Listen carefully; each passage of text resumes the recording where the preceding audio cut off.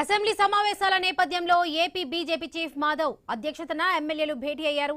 ఈ సందర్భంగా కీలక అంశాలు చర్చకు వచ్చాయి. శాసనసభ శాసన మండలి పని దినాలు పెంచాలని బీజేపీ కోరుతుంది. గత వైసీపీ పాలనలో కేంద్రం నిధులను దారి వలించాలని బీజేపీ చీఫ్ మాధవ్ ఆరోపించారు. రాష్ట్ర అభివృద్ధిని గాలికి వదిలేశారని మండిపడ్డారు. ఈ అంశాలపై అసెంబ్లీలో బీజేపీ గొంతు వినిపిస్తామని మాధవ్ తెలిపారు.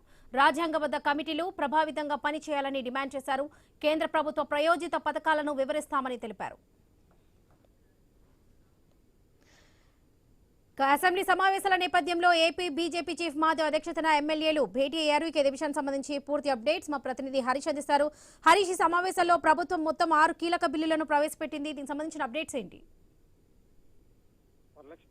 జరుగుతున్నటువంటి అసెంబ్లీకి సంబంధించినటువంటి సమావేశంలో కీలకమైనటువంటి అంశాలను చర్చించబోతున్నారు. ఇందుకు సంబంధించి ఇప్పటికే బీజేపీ ఎల్పీకి సంబంధించినటువంటి సమావేశం కూడా జరిగింది. ప్రధానంగా టిట్కో ఇళ్లకు సంబంధించినటువంటి నిర్మాణంతో పాటుగా స్త్రీశక్తి మహిళలకు ఉచిత బస్సు ప్రయాణంతో పాటు దేవాదాయ శాఖకు సంబంధించినటువంటి ఆలయ భూములు ఏవైతే ఉన్నాయో ఆలయ భూములు ప్రభుత్వం లీజుకు ఇవ్వడంపై వస్తున్నటువంటి విమర్శలపై కూడా చర్చ జరగాల్సినటువంటి సిచ్యువేషన్, ఎరువులకు సంబంధించి ఎరువుల సరఫరా సంబంధించినటువంటి వాస్తవాలపైన కూడా చర్చించేటువంటి సిచ్యువేషన్ కనిపిస్తుంది. బీజేపీకి సంబంధించినటువంటి ఎల్పీలో చర్చించినటువంటి అంశాలు ప్రధానం చూసుకుంటే కనుక రెవెన్యూ భూములు సమస్యలకు సంబంధించి 22A భూములకు సంబంధించినటువంటి అంశాలతో పాటుగా గోదావరి డెల్టా మోడర్నైజేషన్ కి సంబంధించినటువంటి అంశాలతో పాటుగా ధవళేశ్వరం కి సంబంధించి, అదేవిధంగా హౌసింగ్ రూరల్, అదేవిధంగా అర్బన్ హౌసింగ్ కి సంబంధించి కేంద్రం జీఎస్టీ స్లాబులు దీనిపైన ప్రభావం, పేదల సంబంధించినటువంటి ప్రభావానికి సంబంధించినటువంటి అంశాలు, వీటన్నిటిపైన కూడా చర్చకు వచ్చినటువంటి సిచ్యువేషన్ కనిపిస్తుంది.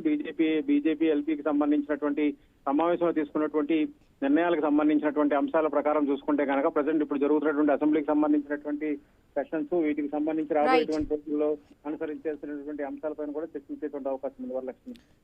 Right Harish, thank you.